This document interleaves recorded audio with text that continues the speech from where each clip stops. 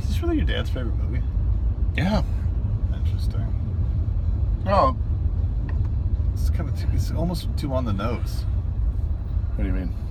Well, Casablanca is like, I would expect, like someone says Sweet Smell of Success is my favorite movie. Mm-hmm. I'm like, there's a cinephile. Right. And your dad, with the limitations we've talked about, is still a cinephile. Oh, yeah. Yeah. So it's weird that he chooses something that's so on the nose, Casablanca. Well, I mean, I think there are a couple of different things that sort of go into this. Right. One is, Casablanca definitely, I think, belongs in the top 10 of all American movies. Okay. Right. So Wait. So I don't think you're ever going to go very far as mainstream American Hollywood movies. If you say it's not surprising that Casablanca would come up on someone's list. Do you mind if I ask you to interrupt your thought here as to why you think it's in the top of all American movies? American distributed, produced Hollywood, movies? Okay. yeah, Hollywood movies. Okay. Specifically, yeah. I mean, specifically, from the studio system of its time. Okay, so why is it the classic case that it's the greatest writing ever, or? It's that weird thing where all the things that are maybe right or maybe wrong about Hollywood just came together in this weird accident of a movie. It's just like genetics, combined with Darwinism, and this thing just happened. It shouldn't. There's no reason it should have. It wasn't an extraordinary movie. Are we filming this? No. Right, well, it wasn't an extraordinary movie by any stretch of the imagination. It wasn't going to stand out. They couldn't even figure out the ending until 3 weeks after they stopped shooting.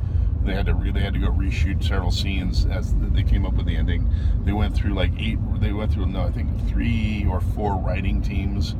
And in the end, they had 6 total writers on the whole goddamn thing. It should have been a mess.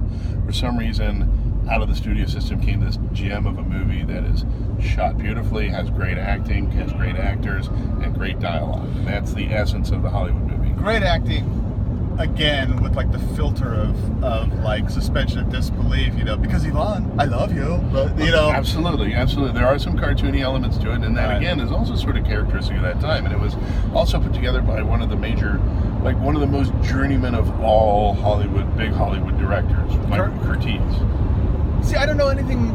I really don't know if I know anything else by Curtiz.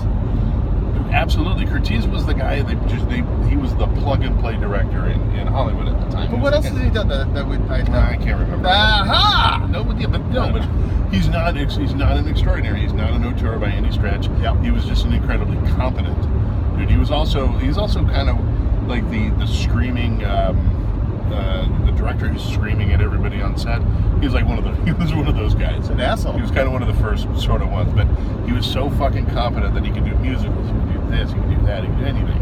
So it's just I think as far as for sheer success, it's not an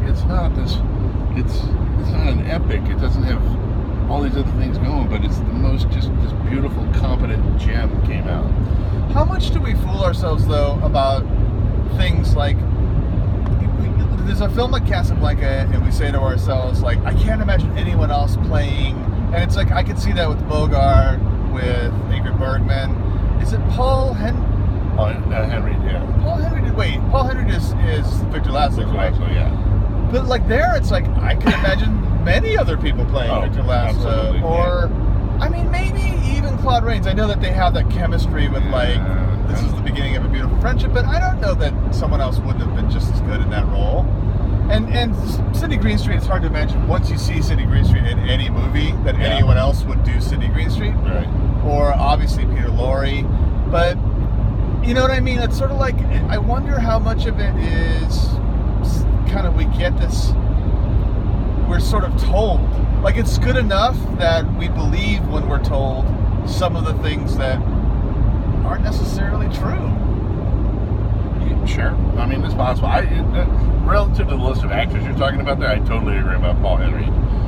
Much less so about Claude Rains, because I think Claude Rains also had that kind of, he just had, there was a goofy sort of oomph to him that made him a perfect comedic actor when he chose to be a comedic actor. Okay. His timing in this movie is so fucking good. You know what I'm doing, by the way, is some calico there. is that thing where I love a movie and I haven't seen it in a long time, and I'm getting excited to watch it.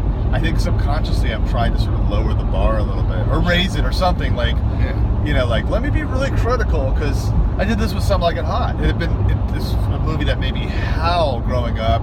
Loved this movie, seen it Some Like It Hot 20 times. But as we were getting closer to watching the movie theater, I was like, I'll bet you I'll be disappointed. And then, of course, I wasn't. I was thrilled. And the big screen, of course, I haven't seen Casablanca on the big screen, so. I've never seen it on the big screen either. I gotta say that. Oh, what an asshole. Way to go, bro, man. Yep. You got to be places.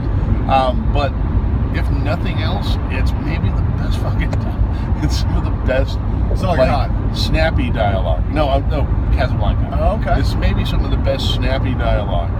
Like, just lovely dialogue. Okay. It's just so good. Now, that being the case relative to Dad calling this his favorite movie, yep. I also happen to know that one of the reasons that it's true is because he loved Leonard Maltin. Leonard Maltin. Wait, your dad loves Leonard Maltin? Oh, yeah. Are you saying the right person? Yeah, the critic.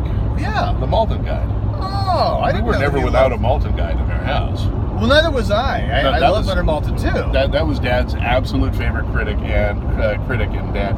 And Maltin basically claimed Casablanca as his favorite. Maltin is so fucking good. Maltin has have you heard his podcast? Yes, I have. He's good. And his daughter, I want to say her name is Jessica, is sort of generational. She's sort of like working with him, and she does all kinds of cool stuff too. Right, and she also, I think, she also is a film critic as well in her own right. Yeah, I think so. So definitely, like Dad's take on movies was always very colored by what he read in the Maltin Guide. Now, to me, I always would have thought, you're right, of course, I always remember seeing that Maltin Guide there, but for some reason, a guy I thought your dad would love, but I never heard him talk about him, is Joe Bob Briggs. You remember Joe Bob Briggs? Oh, yeah, I do, yeah. But he was like a standard sort of, just a TV guy, right? Did he have a book? Well, he had not that type of book, not like the guide, the star system and all of that stuff. Did I ever tell you I wrote one of those?